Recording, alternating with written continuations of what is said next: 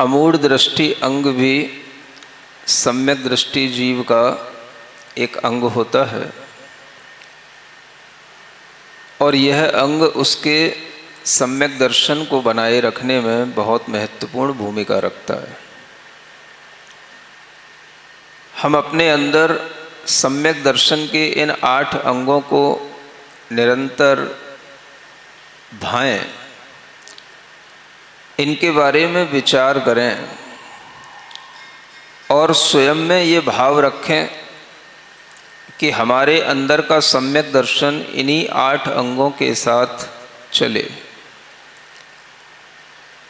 जो भी हमारे अंदर धर्म का भाव आएगा वह धर्म का भाव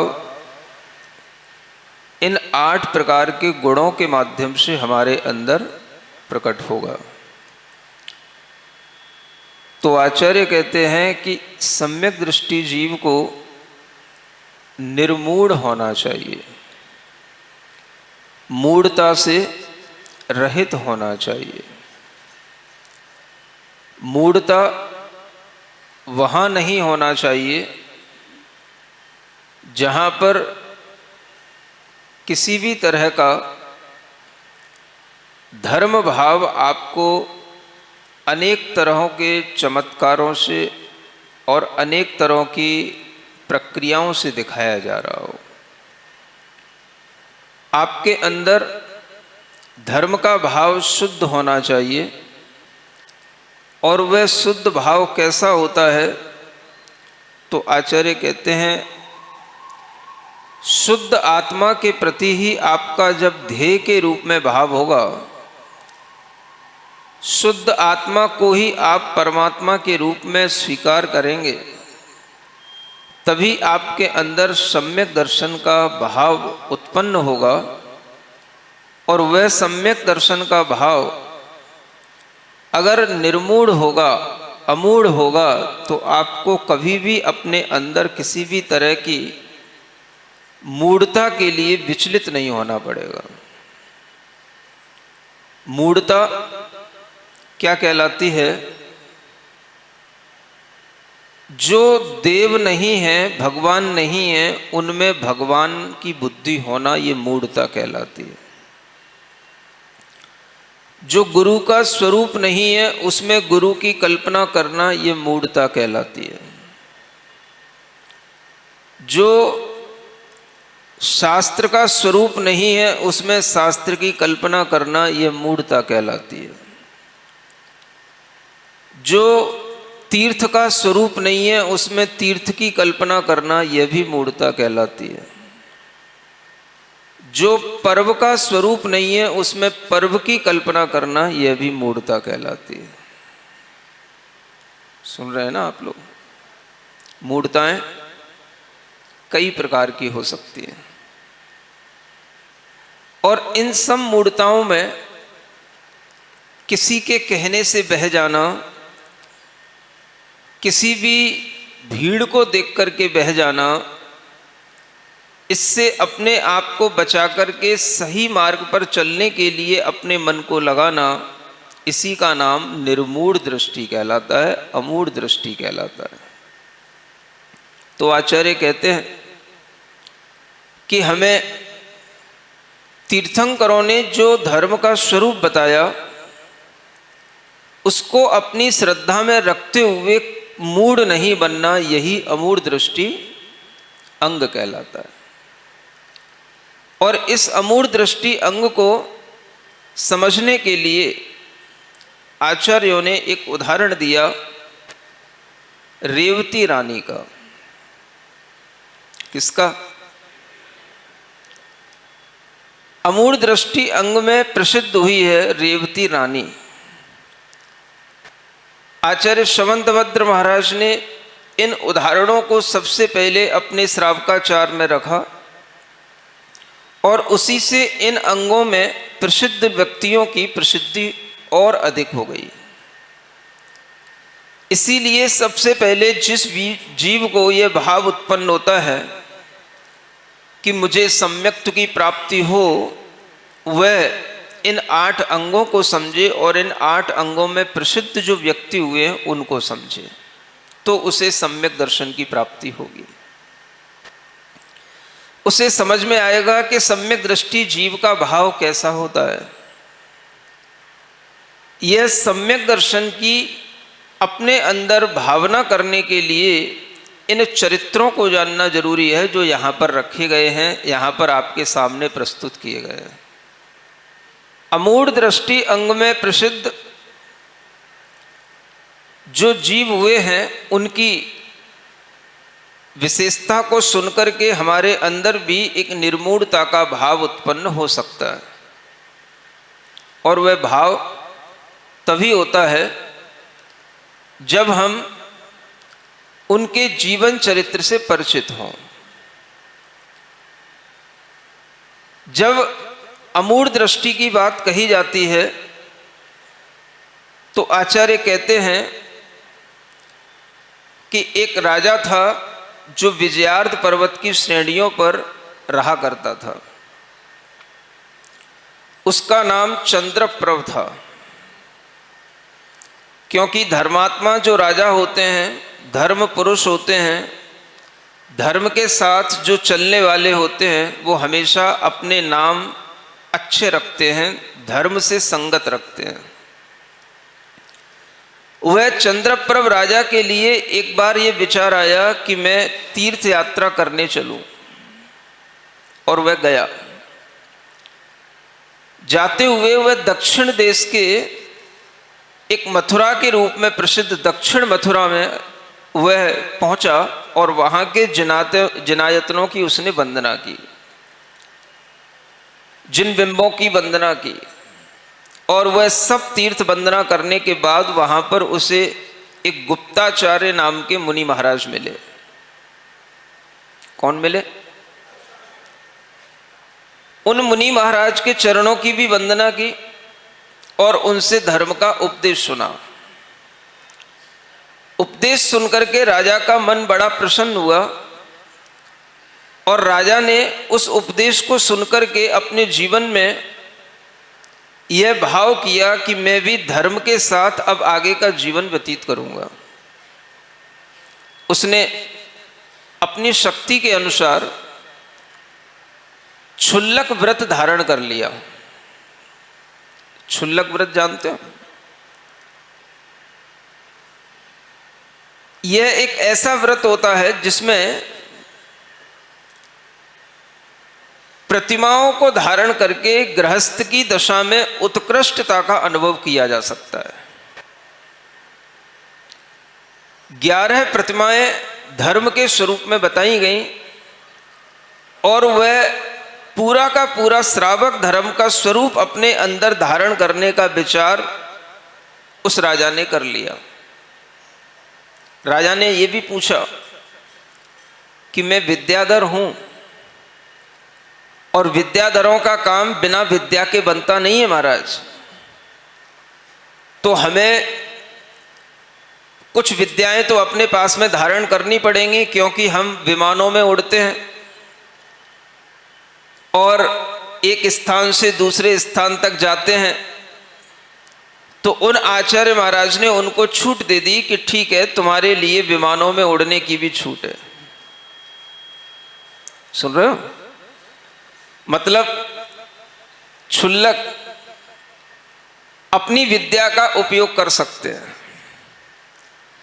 और उन्होंने वह विद्या धारण करके अपने व्रतों को पूर्ण करने के लिए मन तो बनाया ही, साथ में यह भी उन्होंने अपने मन का भाव बनाए रखा कि मैं सभी विद्याओं का भी त्याग नहीं कर सकता, और उन्होंने वह आकाश में गमन करने वाली विद्या अपने पास में रख ली, और उन व्रतों का भाव भी उन्होंने स्वीकार कर लिया। क्षुल्लक थे। व्रतों को धारण करने के उपरांत आचार्य महाराज ने उनसे कहा कि क्षुल्लक ऐसी विद्याओं को धारण कर सकते हैं जिससे वह एक स्थान से दूसरे स्थान पर चले जाएं। यद्यपि विद्या को धारण करना भी एक परिग्रह कहलाता है, लेकिन वह परिग्रह गृहस्थ धर्म में किसी स्थिति तक चल जाता है। क्षुल्लक का धर्म अभी पूर्ण रूप से परिग्रह के त्याग का नहीं होता, इसलिए आचार्य महाराज ने उन्हें अनुमति दे दी कि आप विद्या को धारण करके भी क्षुल्लक के व्रत धारण कर सकते हैं। आप सोचें कि विद्या का मतलब भी एक परिग्रह होता है, और विद्याएं भी अपने आप में रहती हैं अपने पास में, तो उनसे भी अपनी ममत्व बुद्धि जुड़े रहने के कारण से उन्हें भी शास्त्रों में परिग्रह कहा गया है। क्योंकि उन विद्याओं के संयोग से आप अनेक तरह की विक्रिया कर सकते हैं, अनेक रूप बना सकते हैं। उन विद्याओं के कारण से आप एक स्थान से दूसरे स्थान पर आकाश में गमन कर सकते हैं, और इन सब विद्याओं का संग होने के कारण से आपके लिए यह आपकी अपनी चीज ना होकर के यह दूसरी चीज है, इसको आपने अपने लिए स्वीकार किया है, इसलिए इसको भी आचार्यों ने परिग्रह कहा। लेकिन यह परिग्रह क्षुल्लक अवस्था तक चल सकता है। विद्या सिद्ध कर लेना, विद्याओं को अपने पास में रखना, विद्याओं का उपयोग करना, यह गृहस्थ धर्म में परिग्रह सहित होने के कारण से क्षुल्लक महाराज के व्रतों तक भी यह कार्य चल जाता है। अगर निर्ग्रंथ मुनि बनते हैं तो फिर विद्याओं को भी अपने लिए ग्रहण नहीं करना पड़ता। विद्याओं का त्याग करके विद्याधर राजा भी निर्ग्रंथ मुनि बनते हैं, और उन्हें विद्याधर मुनि कहा जाता है। रिद्धियों में णमो विद्याहराणम ऐसी एक रिद्धि आती है जिसका मतलब है विद्याधर जिन मुनियों को मेरा नमस्कार हो। तो विद्याधर अपनी विद्याओं को पूर्ण रूप से अगर त्याग कर देते हैं तो वह मुनि महाराज के व्रतों को भी अंगीकार कर लेते हैं। फिर वह इन विद्याओं के साथ में उड़ेंगे नहीं, चलेंगे नहीं। उन्हें अगर कोई सिद्धियां हो जाती हैं, कोई रिद्धियां हो जाती हैं, तो उनका उपयोग करते हुए वह आकाशगामिनी रिद्धि से वह आकाश में गमन कर सकते हैं। चारण रिद्धि से वह आकाश में गमन करते हुए एक स्थान से दूसरे स्थान तक पहुंच सकते हैं, लेकिन विद्याओं का उपयोग करते हुए नहीं। तो आपके लिए यह याद रहे कि विद्या अलग चीज है और रिद्धियां अलग चीज है। रिद्धियां एक तप की शक्तियां होती हैं, और विद्याएं ये देवी शक्तियां होती हैं जिन्हें हमें स्वीकार करना होता है। एक तरह से देव और देवियों को अपना मान करके स्वीकार कर लेना और उन्हें अपना दास बना करके रखना, उनसे काम लेना, ये विद्याओं के माध्यम से किया जाता है। तो कभी भी मुनि महाराज इस तरह से देव देवियों को अपना दास नहीं बनाते, क्योंकि दासी दास भी एक परिग्रह बन जाता है। इसलिए वह उन देवियों को भी अपना दास न बना करके उनसे किसी भी तरह से अपना काम नहीं लेते। यह वह परिग्रह से रहित होने के कारण से क्षुल्लक तक यह छूट रहती है, और क्षुल्लक तक वह इस तरह की विद्या आदि को धारण करके भी क्षुल्लक महाराज बन सकते हैं। सुन रहे हो ना? आपके पास अगर कोई विद्याएं हो, कोई सिद्धियां हो, तो आप क्षुल्लक महाराज तक के व्रत धारण कर सकते हैं। और अगर आप उन विद्याओं को, सिद्धियों को छोड़ने का भाव करें तो आप मुनि महाराज के व्रत भी धारण कर सकते हैं। किसी भी तरह का यह भाव जो बनता है वह अपने सामने जो आचार्य होते हैं, जिनसे हम दीक्षा आदि लेते हैं, उनके लिए वह अभिव्यक्त करके ही, स्पष्ट करके ही बनाया जाता है। तो जब इस तरह से उन्होंने उन मुनि महाराज के समक्ष चंद्रप्रभ राजा ने ये कहा कि मेरे लिए अभी आकाश में गमन करने वाली यह विद्या और विद्याधरों का जो प्रमुख विद्या का कार्य है, एक स्थान से दूसरे स्थान पर विमानों से जाने का, वह तो अभी मुझे करता रहना पड़ेगा, क्योंकि अभी तो मैं दक्षिण मथुरा की यात्रा करने आया हूं। मेरा मन उत्तर मथुरा की यात्रा करने का भी है। सुन रहे हो? दो मथुराएं हैं। उत्तर की मथुरा कहाँ है? आगरा के पास। और दक्षिण की मथुरा भी है, जो आपको जब दक्षिण जाओगे तो संज्ञान में आ जाएगी।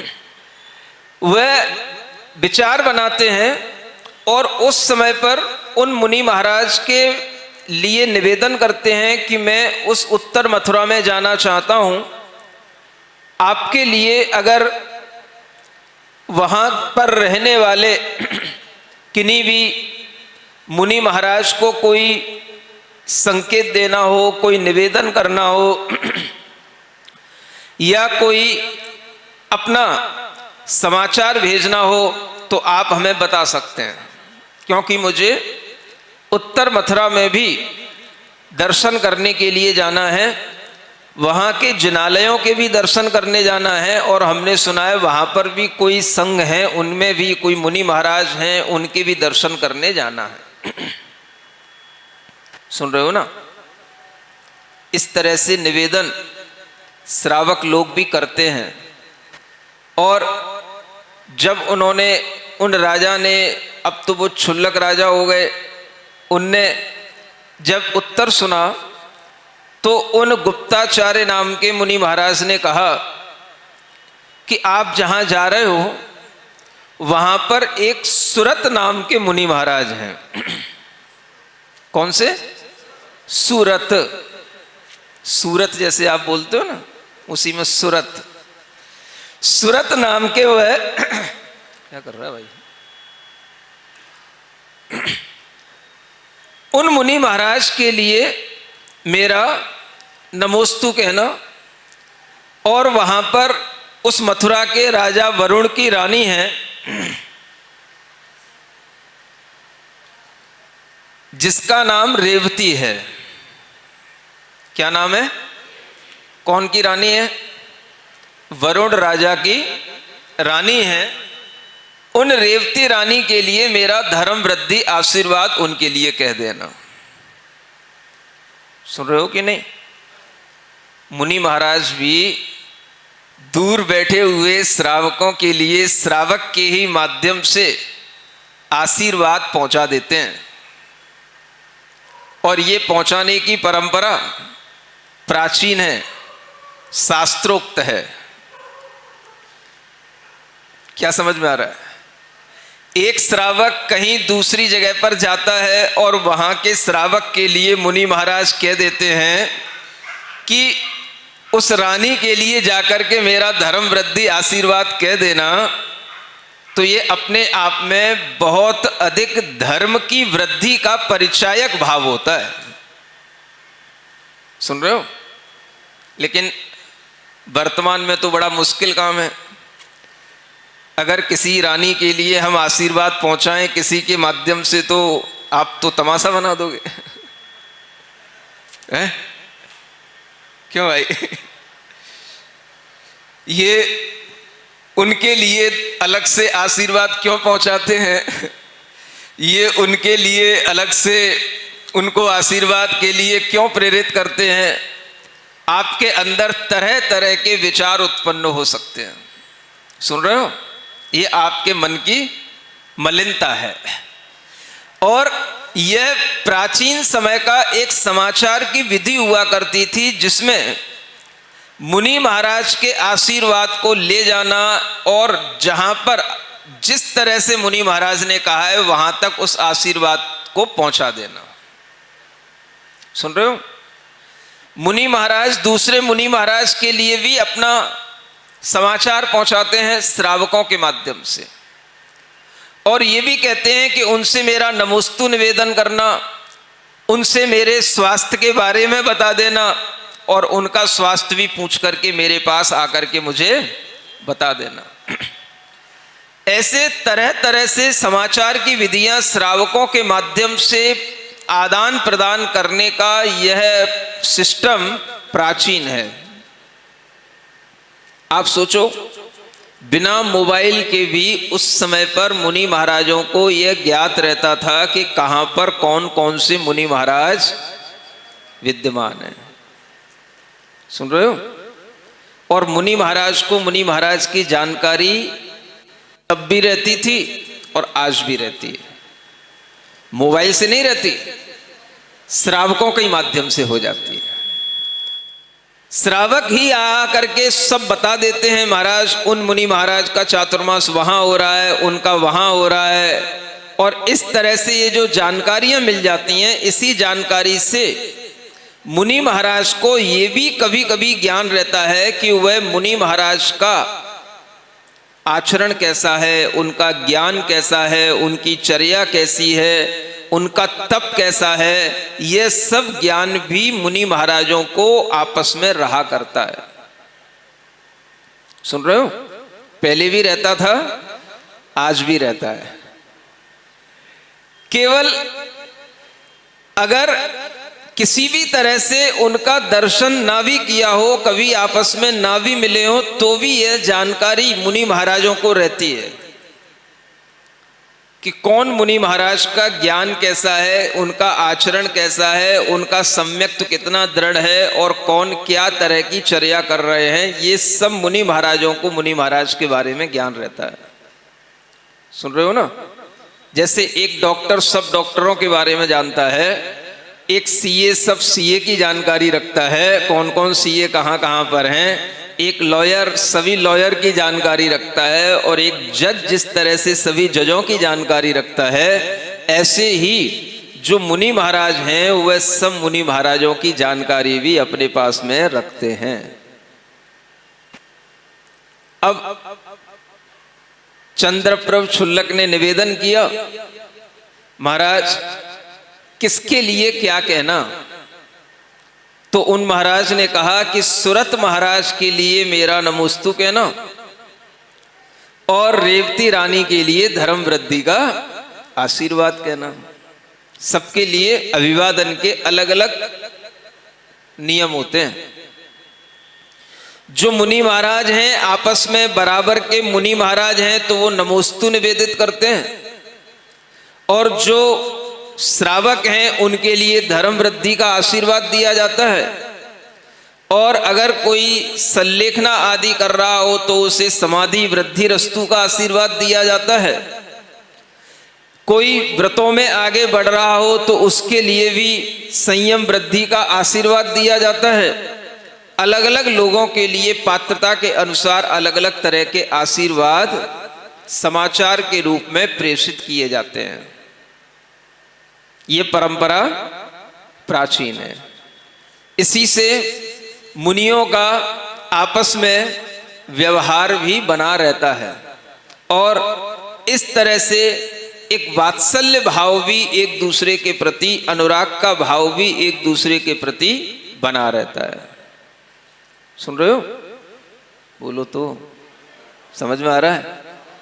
तो जैसे आप लोग आपस में कभी कभी समाचार पहुंचाते हैं, आपस में समाचार करते हैं, आपके समाचार तो कभी आपको किसी से काम पड़ेगा तभी होगा।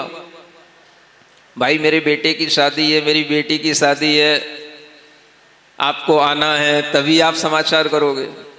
लेकिन मुनि महाराज, जब कोई श्रावक इस तरह से मिल जाता है कि एक स्थान से दूसरे स्थान पर जाने वाला हो और वह मुनिराज से संपर्क में आ जाता है, तो उसके माध्यम से भी वह समाचार पहुंच जाते हैं।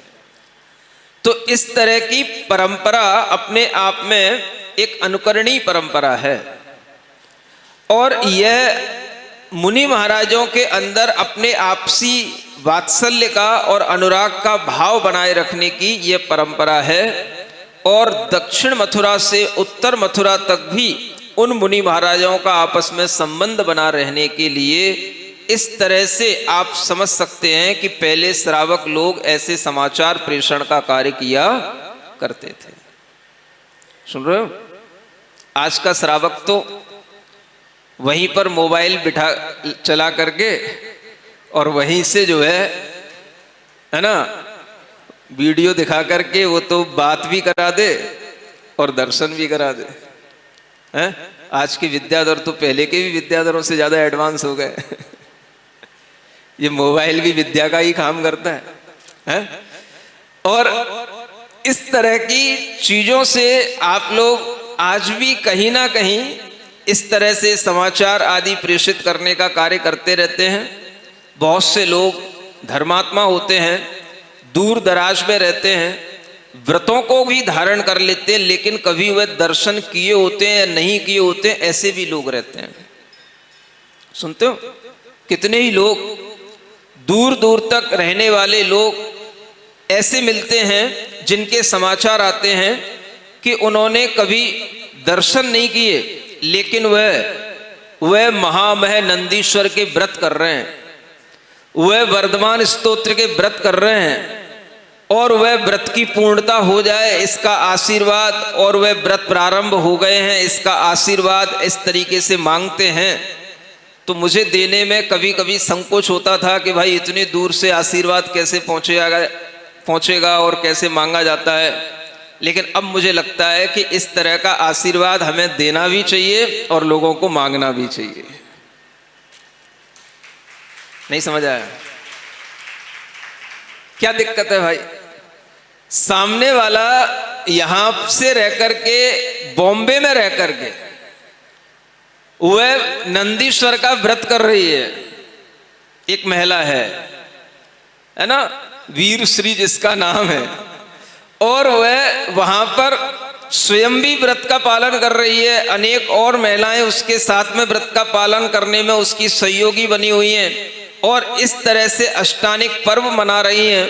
और जब वह समाचार मेरे पास आया कि वह वहां पर रह करके यह रोजाना ये महामय नंदीश्वर व्रत की आराधना कर रही हैं, तो महाराज उनके लिए आशीर्वाद पहुंचा दो। तो हमने भी कहा हाँ आशीर्वाद है। अब आशीर्वाद कैसे पहुंचता है? तो आजकल तो मोबाइलों के माध्यम से, क्या आप तो कहीं ना कहीं मोबाइल देख ही रहे हैं, और हम जो बोल रहे हैं वो आपके वीडियो में पहुंच ही रहा है आपके मोबाइलों पर। तो उन्होंने नाम सुन लिया, हाँ महाराज ने मुझे नाम दे करके आशीर्वाद दिया है, तो प्रसन्नता का भाव अपने आप आ ही जाता है। अब इस तरह के भावों से भी दूर बैठ कर के भी आखिर श्रद्धा का भाव तो जुड़ा ही रहता है ना। इसको क्या कहा गया?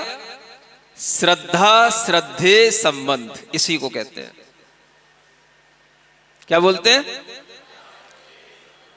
अगर किसी की श्रद्धा से श्रद्धे के प्रति उसका संबंध बना हुआ है, तो श्रद्धे को भी आशीर्वाद का इतना शब्द बोल करके उसके प्रति अपना एक अनुराग भाव रखना, इसको भी आचार्यों ने वात्सल्य धर्म कहा है, जो सभी सहधर्मियों के प्रति होना चाहिए।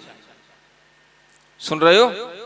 इसलिए जो लोग भी दूर दूर तक बैठ करके, न केवल भारत में, भारत से बाहर भी, यूएस यूके में भी अनेक लोग अपने अपने तरीके से धर्म आराधना करते हैं, अनेक अनेक तरीके के व्रतों का पालन करते हैं, स्वाध्याय आदि करते हैं, और वह तरह तरह से कभी कभी आशीर्वाद मांगते हैं। तो उनके लिए भी वह आशीर्वाद दे देना संकोच का काम नहीं होना चाहिए, वह निसंकोच रूप से वह आशीर्वाद दिया जा सकता है। यह इन प्राचीन घटनाओं से अपने आप समझ में आता है। सुन रहे हो ना? इसलिए कहा गया है कथा साहित्य भी पढ़ना चाहिए। कथाओं के माध्यम से आपको पुराने जीवन शैली का और प्राचीन काल में होने वाली मुनिचर्या का भी आपको ज्ञान होता है, और उनसे भी आप अच्छे गुणों को ग्रहण करके कि किस तरह से वह वात्सल्य भाव मुनि महाराज भी अपने अंदर बनाए रखते हैं, और इस व्यवहार धर्म को भी कितने अच्छे से वह निभाते हैं। यह भाव अपने लिए कितना भीतर का वह सम्यक दर्शन का भाव पुष्ट करता है, यह इन घटनाओं से जानने में आता है। सुन रहे हो? लेकिन इसका मतलब ये नहीं समझना कि कोई भी कहीं पर भी खड़ा है और कहीं पर भी आप अपना मोबाइल लेकर के खड़े हो गए, महाराज वो नमोस्तु कर रहे हैं आशीर्वाद दे दो, वो नमोस्तु कर रहे हैं आशीर्वाद दे दो, वो हमारे ये हैं, वो हमारे वो हैं, वो वहां पर हैं, वो वहां पर हैं। व्यर्थ में ये सब कार्य करने से तो अनर्थ दंड होगा। लेकिन वास्तविकता में यदि कोई व्रत आदि ग्रहण करता है, अगर कोई किसी रूप में बीमार आदि है, कोई समाधि आदि लेना चाहता है, कहीं दूर दराज में रुग्ण है, अस्वस्थ है, उसके लिए कोई संबोधन आदि प्रदान करना है, तो उन कार्यों के लिए इस तरह के प्रक्रिया को अपना करके वहां तक उस व्यक्ति के परिणामों में एक शांति का भाव उत्पन्न करना, यह कोई दोष का कार्य नहीं है। यह भी मुनि महाराज के वात्सल्य धर्म में ही आएगा। समझ में आ रहा है? तो आप लोग प्रयोजनीय कार्य में ही इस तरह का भाव सामने लाएं, अप्रयोजनीय कार्यों में नहीं। अब जब वह क्षुल्लक महाराज ने कहा कि महाराज हम वहां जा रहे हैं तो वहां और भी लोग होंगे, और भी कोई होंगे, आपको पता होगा, आपको और किसी से कुछ नहीं कहना क्या? तो महाराज मौन रह गए। अब जब क्षुल्लक जी उस दक्षिण मथुरा से उत्तर मथुरा में आए तो यहां पर उन्हें वह सुरत मुनि महाराज मिले। उनके लिए उन्होंने नमोस्तु निवेदित कर दिया। रेवती रानी मिली, उसके लिए धर्म वृद्धि का आशीर्वाद कह दिया, वो भी प्रसन्न हो गई। इतनी दूर से दक्षिण भारत से महाराज ने मेरे लिए आशीर्वाद पहुंचाया। उसने भी वहीं पर जमीन पर ढोक लगा करके और हाथ जोड़ करके उन मुनि महाराज की वहीं से वंदना कर ली कि जिन मुनि महाराज ने हमारे लिए यह धर्म वृद्धि का आशीर्वाद पहुंचाया।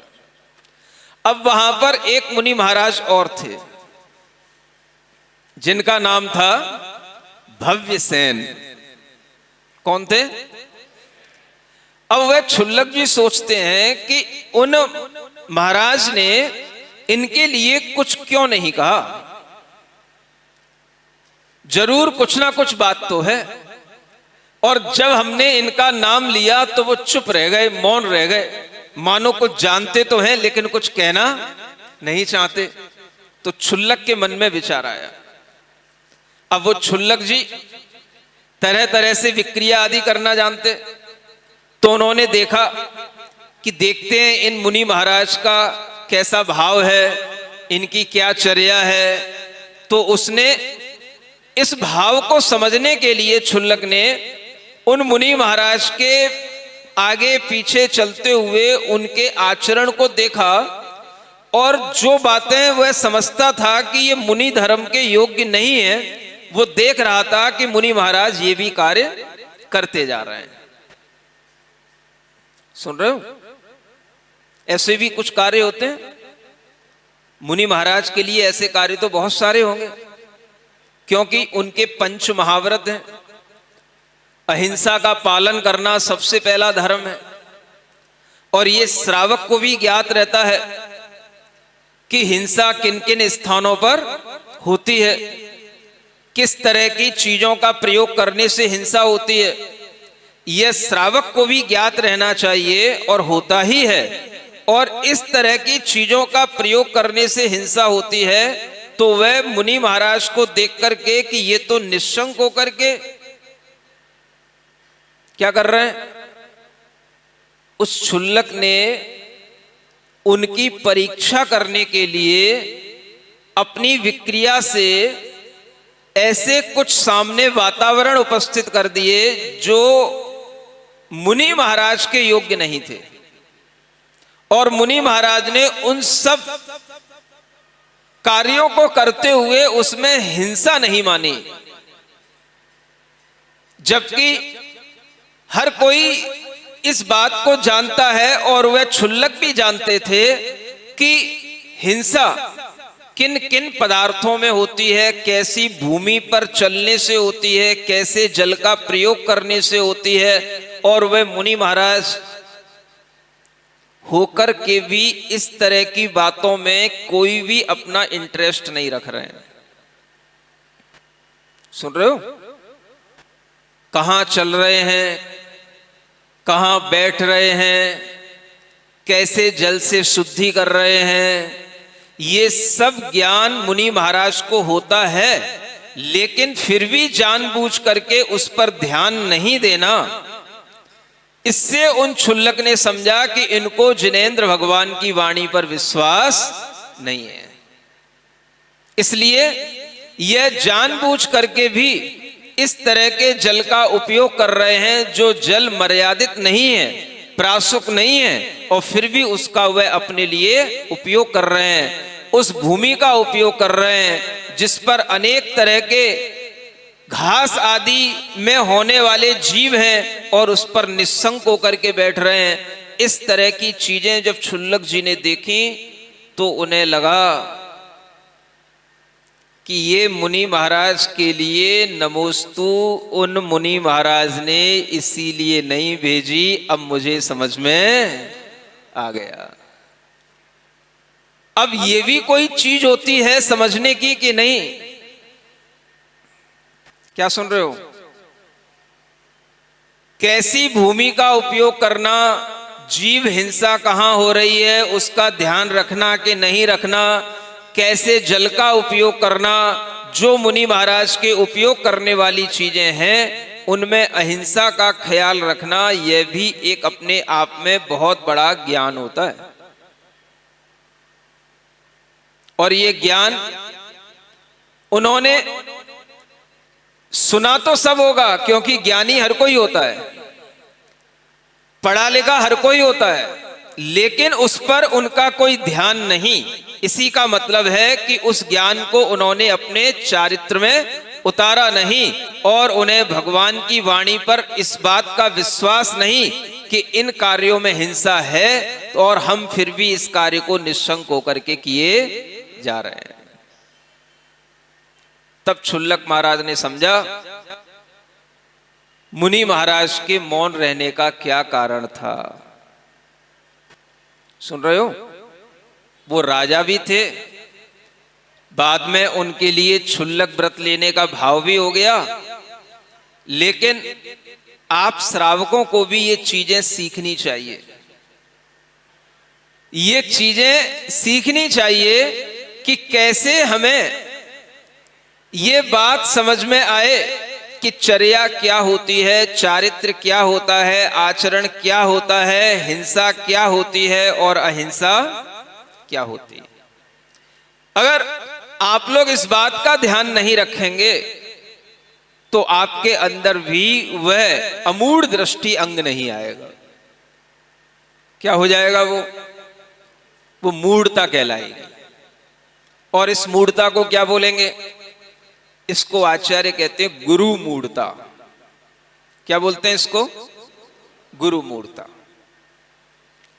यह गुरु मूढ़ता नहीं आए, अमूढ़ दृष्टि अंग का पालन हो और हमारे अंदर इस तरह का विचार भाव बना रहे कि सम्यक दर्शन का यह अमूढ़ दृष्टि अंग अगर हमें हमेशा धारण करना है तो हम इस बात पर ध्यान दें कि चाहे देव हो, चाहे गुरु हो, चाहे शास्त्र हो, उनका जो स्वरूप है उस स्वरूप के अनुसार हमको वह स्वरूप मान्य है।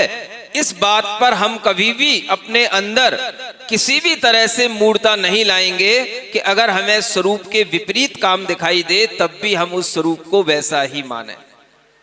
पात्र सामने 3 थे, 2 के विषय में तो मुनि महाराज ने बोला था। अब उन क्षुल्लक के मन में विचार आया कि एक गृहस्थ रानी के लिए उन मुनि महाराज का आशीर्वाद देना ये बहुत बड़ी बात होती है।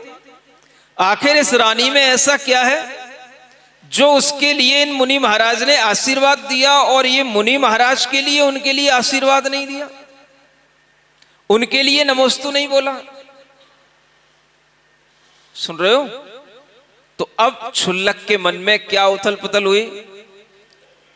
रेवती रानी के बारे में सोचते हैं, उनके पास चलते हैं कि रेवती रानी में ऐसा क्या है कि एक गृहस्थ होकर के, एक राजा की रानी होकर के, एक गृहिणी के लिए भी उन मुनि महाराज ने उससे कहा कि जाओ उनके लिए कहना धर्म वृद्धि रस्तु। वह रानी अपने आप में धर्म का पालन करने वाली सम्यक दृष्टि रानी है, उसके लिए धर्म वृद्धि का आशीर्वाद है।